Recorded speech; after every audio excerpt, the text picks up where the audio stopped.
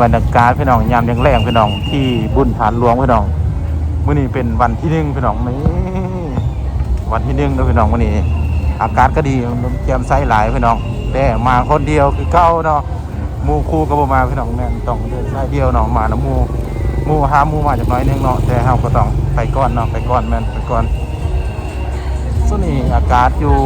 ฝั่งลาวของเฮาก็รู้สึกแบบสิหนาวๆพี่น้องเขาเป็นบุญฐานหลวงเดียวกันมื้อนี้ทำประกันแบบคักพี่น้องแม่นเฮาแบบคักเลย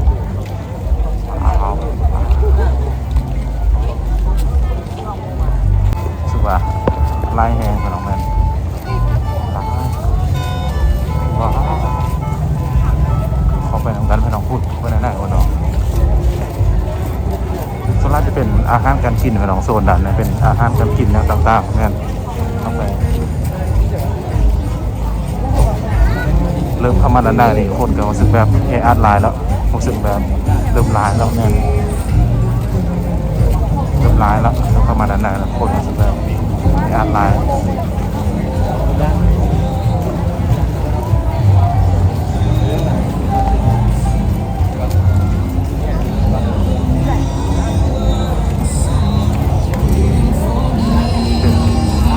สาวบาวแถวก็มาพี่น้องเพลงแบบมันจะบ้นกันเลยนะเพลงบุ้งหัวเพลงม้วนบุ้งม้วนกันปะปนกันไปพี่น้องแมนจะเป็นยังไงผมเลยนะบู๊เป็นอะไรละเป็นยังไงพี่น้องบุ้งหัวจีนลิขสิทธิ์มาเนาะยานอยู่ยานลิขสิทธิ์อยู่บุ้งจิตบ่ไปตรงกันพี่น้องเขามันอันนั้นเริ่มอาร์ตแล้วมันอันนั้นแมนเริ่มอาร์ตแล้วพี่น้อง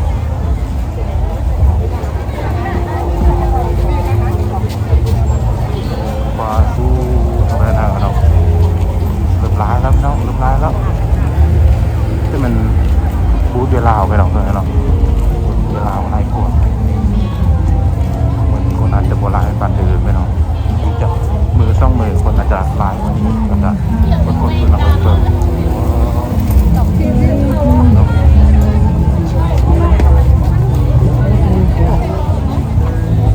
ที่เป็นโซนอาหารการกินไปเนาะนี่นะโอ้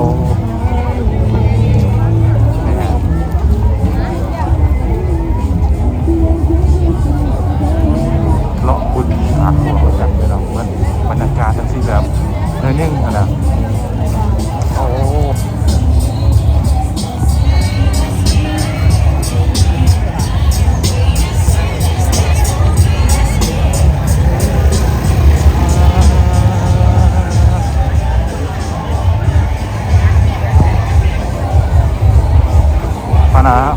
พยายามบอลเขาด้านหน้าเลยอีกจังไหมพี่น้องไปเริ่มแก่อันแล้วพี่น้อง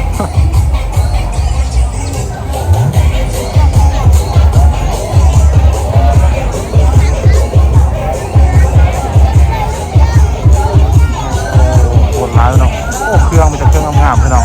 ดูแมน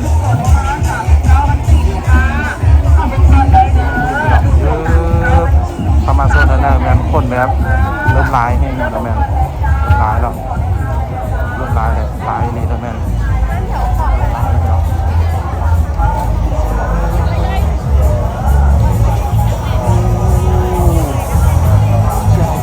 ประมาณนี้ได้บนธรรมดาพี่น้องต้องใช้เวลา5-6 นาทีนะจะเข้ามาได้พี่น้องแมน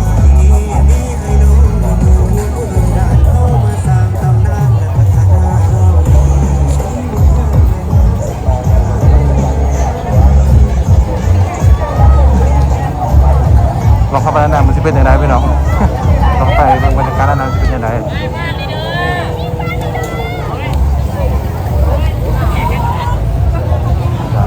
ลายเติมพี่น้องของฝ่ายเมื่อกี้เนาะเมื่อกี้เนี่ยเขาอยากเข้าไปด้านแต่เขาต้องหยุดนิดนึงก่อนหยุดนะแม่เนาะหยุดเสาหน่อยนึงก่อนเพราะว่าแบบคนหลายนะเขาจะกวดพี่น้องแม่กวดคนเขาคนออกพี่น้องนั่นแหละพี่น้องนี่เขาจะเข้าไปเงินลาวพี่น้องเพราะหัวปีเขานี่ประมาณเท่าไหร่ลองเข้าไปเบิ่งน้ำกันเนาะปีเขาเท่าไหร่ลองไปเบิ่งว่าเป็นยังไงพี่น้องไปเบิ่งน้ำการพี่น้องไปเบิ่งน้ำการ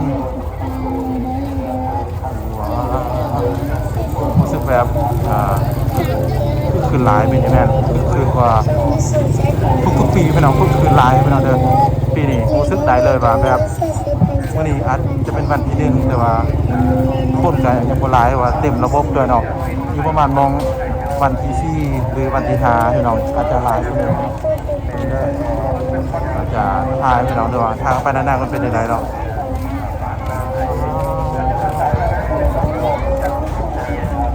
บุหัวปีเท่าไหร่พี่น้องลองถามกันเนาะลองถามบางปีก่อนพี่น้อง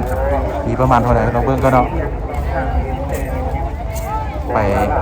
ต่อคิวซื้อปีก่อนพี่น้องไปต่อคิวซื้อปีกันเถอะพี่น้อง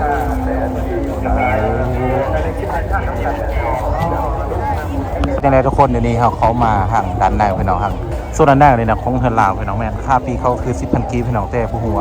มือเทในปีเท่าใดยังผู้หัวพี่น้องแต่ปัจจุบันเห็นบอกมีแบบมีตะกองร้ายเลย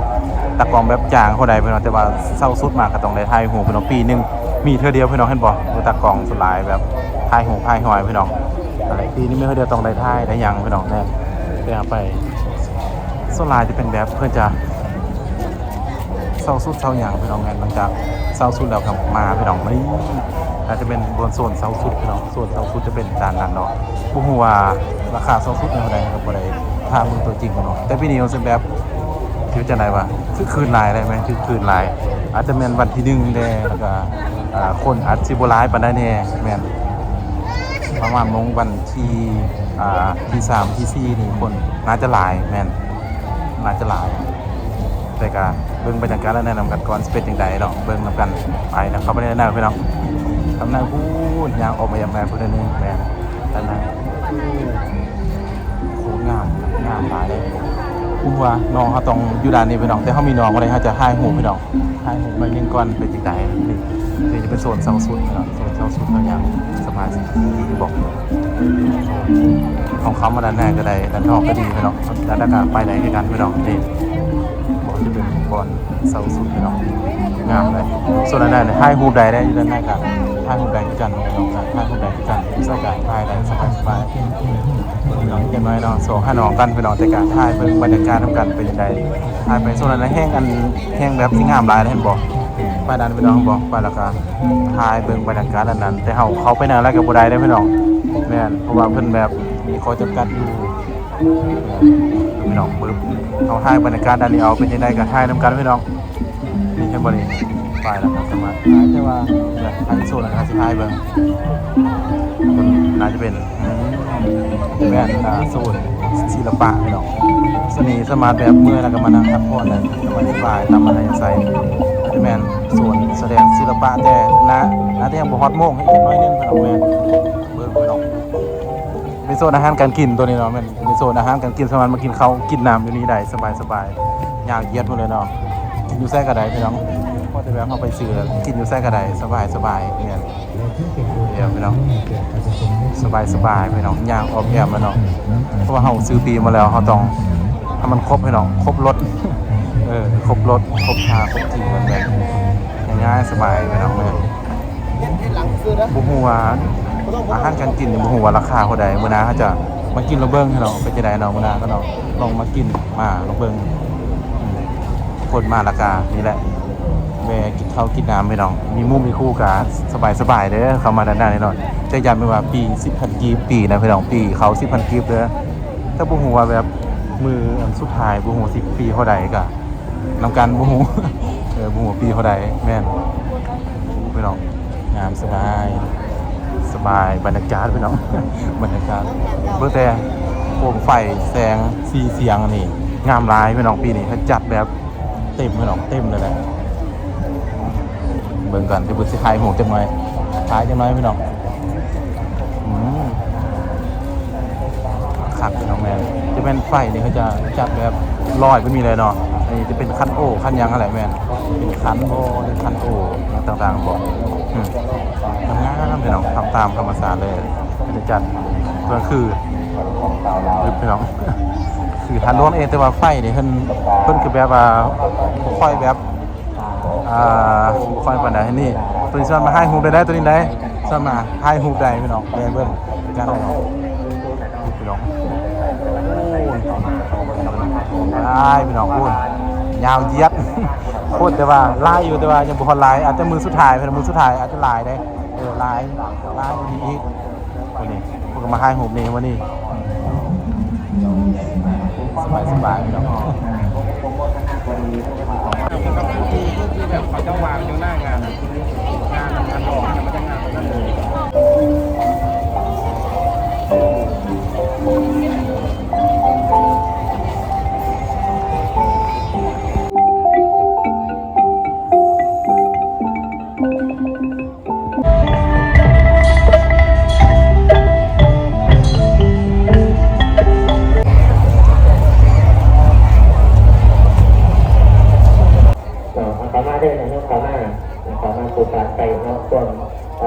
ครับถ่ายอินเสิร์ตนิดนึงเพื่อนเอาให้อินเสิร์ตแล้วก็นี่มาเบิ้งบรรยากาศด้านนอกเป็นยังไงพี่น้องเบิ้งบรรยากาศด้านนอกเลยจะเป็นบูธแค่ต่างๆแบบนี้เบิ้งพี่น้องว่าเนาะว่าน้องนั่นเขาเป็นอย่างนี้เลยทำลายให้ลงจากไฟฟ้าเป็นอาหารแบบ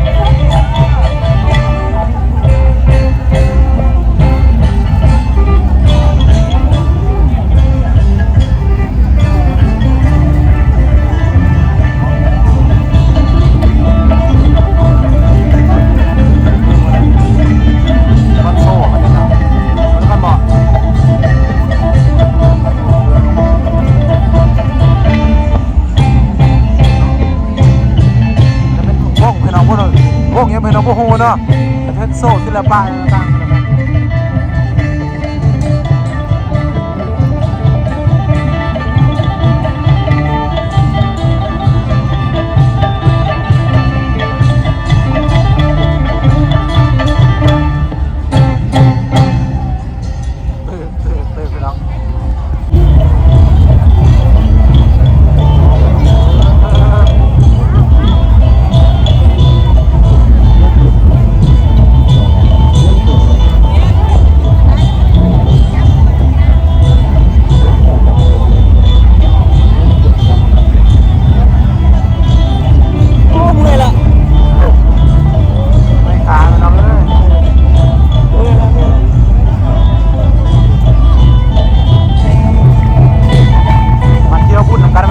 เที่ยวบูธฐานหลวงพี่น้องปีนี้มีเฮอเดียวพี่น้องดันนักกันเต็มเนาะ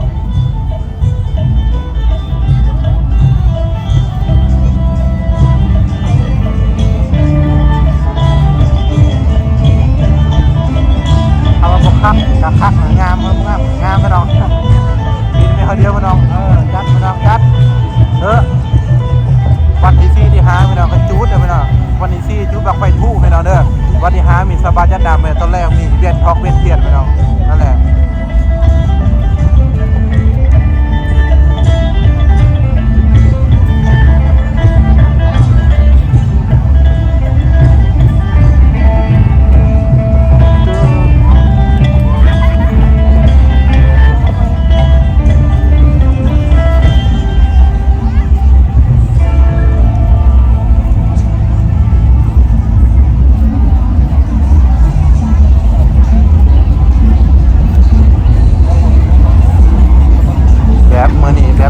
วันที่1คนอาจจะโบราณกว่าใดพี่น้องแต่ว่าวันที่3มีซี่แล้วพี่น้องย้ำวันที่3มีซี่นี่อาจจะเดินนี่อาจจะเต็มเลยพี่น้องแม่นเต็มจะตะม่วนพี่น้องเนาะ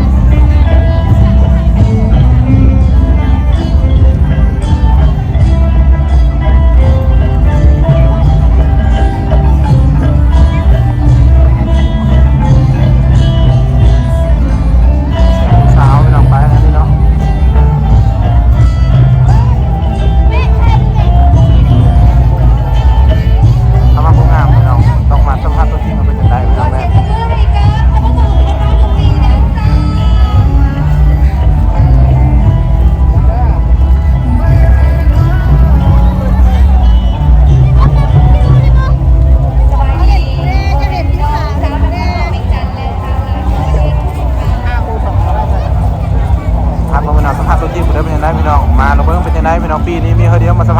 เด้อ